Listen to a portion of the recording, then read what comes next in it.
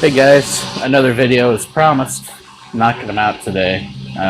This review is going to be all vinyl and all over the board music-wise. We're going to start with the lighter type stuff and get into the heavier stuff later. This is something I picked up for nostalgic purposes. You probably can't. This is Jailbait 12-inch from the West Coast Crew. I remember this song. I'm going to say I was 11 years old, 12 years old. I was just starting to get into rap. I was in an antique store with my wife, and I walked into a room, and there was all these shitty, Perry Como Christmas records and whatever, and I was bored, so I just started flipping through it. And about every 30th record, one of these old school rap records were tossed in here, which I thought was extremely odd. It's a cheesy ass rap song. I mean, if you know what Jailbait is, you know what the song is about, but it's catchy, and it was $2. I'm like, yeah, why not relive my youth a little bit? So, if I can find a YouTube link, I'll put it below. If you grew up around that time period, you may remember the song, maybe not. But another one I found in antique store is Queensryche EP. This was, I believe, their first EP. It had Queen of the Reich, and my favorite song on here was The Lady Wore Black. I think that's the song that really kind of pushed them into I don't want to say mainstream notoriety, but they started getting noticed around this time. This is their old logo, and whoever owned this before, you can't probably see them, but every corner has a little pinhole in it, so somebody hung this on their wall to probably try to piss their parents off or something. I don't know why this album would do that, but yeah, you can see what Queensryche used to look like there. Lots of hair and probably a little makeup there. Queensryche, people love them or hate them. I liked Operation Mindcrime, and I also liked Empire. After that, they really lost me. They lost a lot of people. I think Jeff Tate he's the singer. Great vocalist, by the way, is touring on Operation Mindcrime, like an anniversary thing, but he's like doing it solo. And I know Queensryche is doing their own thing now with a different vocalist, and I don't know, they should just quit, but they probably have bills to pay. Next up, we've got Emmylou Harris. This is called Profile, Best Of. I don't remember when this album came out. I want to say, usually it'll tell me on the back here, but I'm not seeing it. But Emmylou Harris, great country singer. This has, One of These Days, Sweet Dreams, To Daddy, If I Could Only Win Your Love. I mean, this is just classic country music, the way country music was meant to be. Great picture on the back with the sunset and whatnot. Emmylou Harris was a real looker in the day too. I mean, that's a beautiful woman there. I don't think she ever got enough credit. You hear a lot about Linda Ronstadt and Dolly Parton and some of the others, but she was up there.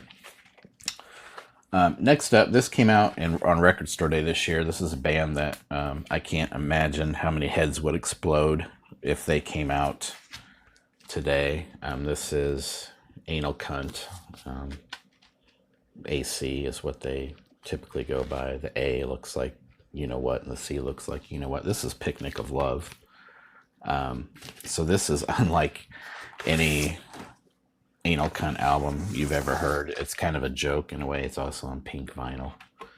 Anal Cunt was a guitar, drums, and vocal band that I don't know what you call them, straight up noise with what many would consider extremely offensive lyrics, which I'll get into another time. But this album was, if I remember right, written in response to how abrasive they sounded, and they wrote a bunch of love songs. What's kind of funny is, as much as they would offend people, if Seth Putnam, the singer, were alive today, I think this is the type of album he would release in 2019 in response to those people, because it's sappy love songs with titles like I Respect Your Feelings as a Woman and a Human, Saving Ourselves for Marriage. I'm Not That Kind of Boy. I Love to Have Your Daughter's Hand in Marriage. It's obviously a joke, because if you know anything about Anal Cunt, which I'll talk about and maybe dedicate a whole video to them, because they actually changed my whole outlook on music. At one point when I saw them at the Milwaukee Metal Fest years ago, blew my mind live, and then I was like, what did I just witness? What is this?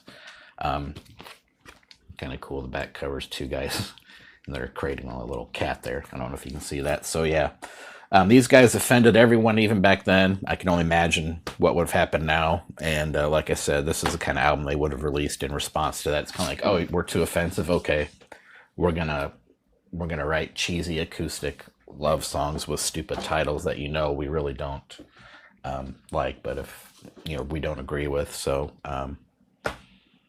Anal Cunt has a special place in my heart, which sounds weird to some people, but talk about them more later. Next up, another album I found in an antique store, underpriced, and I can tell you why in a minute. This is Dokken, Back for the Attack. I know Tooth and Nail and Under Lock and Key get a lot of praise and love, but this is my favorite Dokken album. It's the insert here.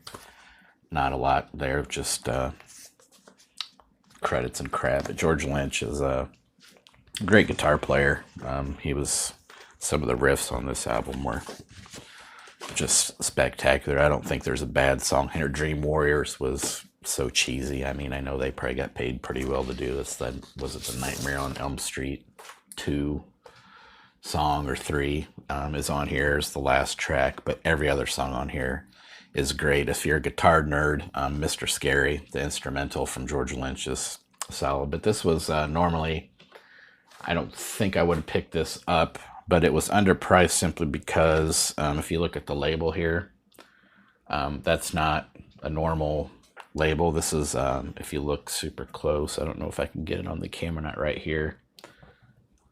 This is a promotional copy.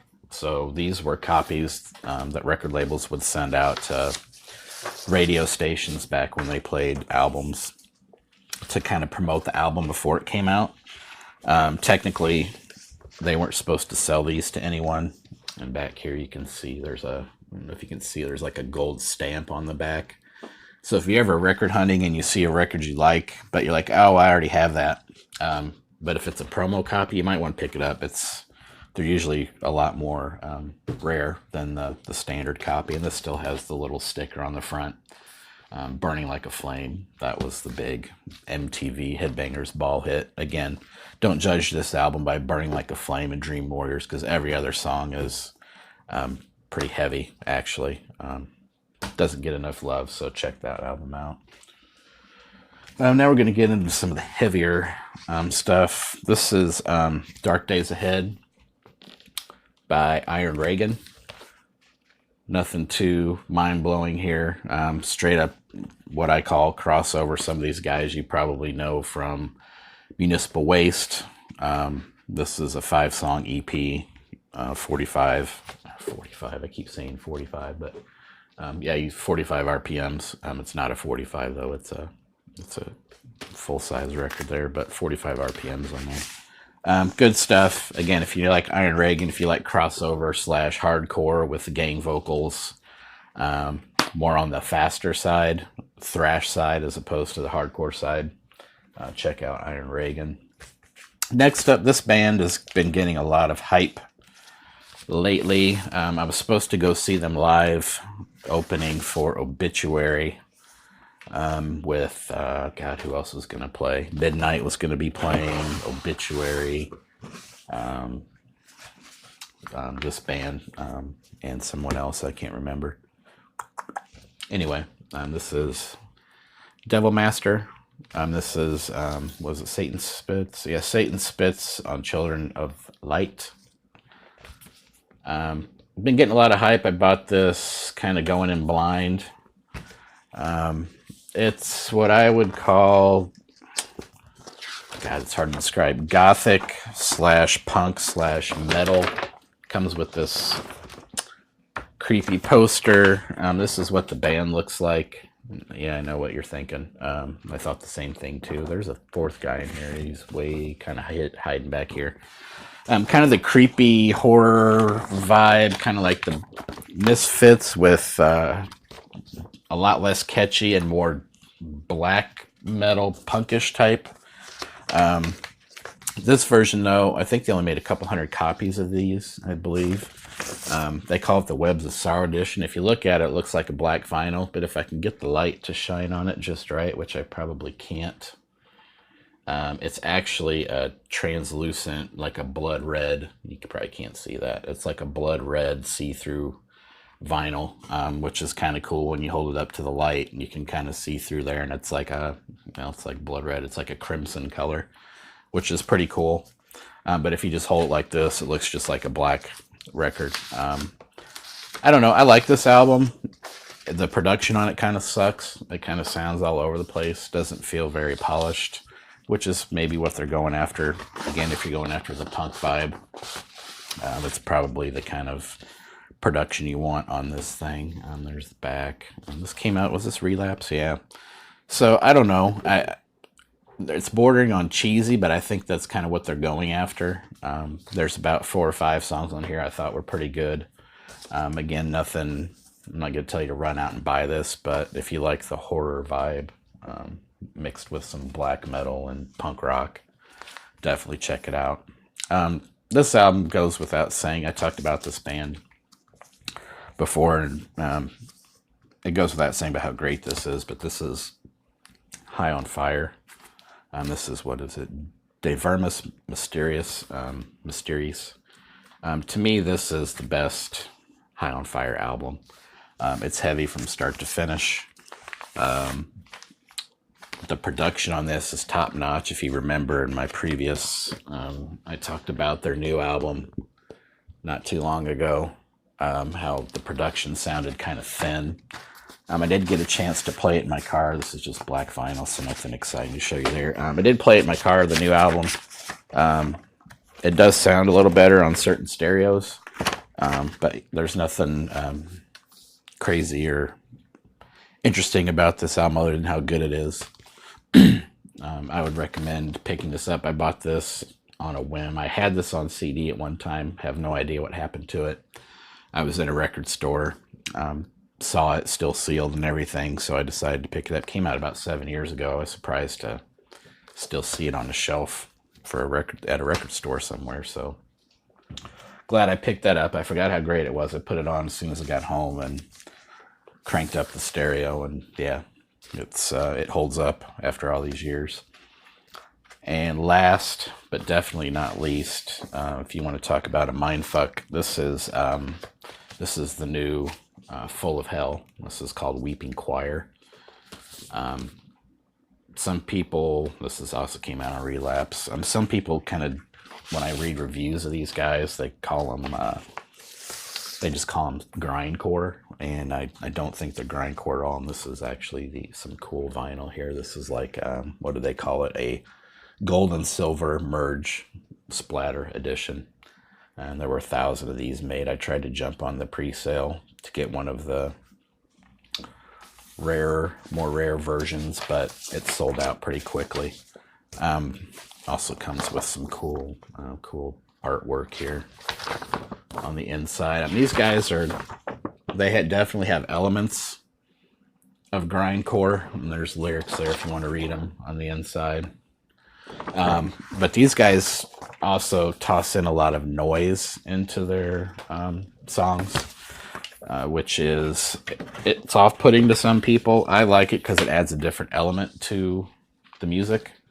The lead singer, if I remember right, I'll probably post a video below to do these guys justice. The lead singer goes absolutely apeshit when they perform live, and he does a lot of the noise stuff with a keyboard synthesizer type thing. Adds a nice element. There's some female vocals on this album. There's some straight up grind type songs. There's some songs that are just straight up noise. But these guys seem to constantly just pump out albums or EPs. And they're young. They can do it. They can tour and stuff like that. But I like Full of Hell quite a bit. They're Their logo, it's hard. I got it covered up now.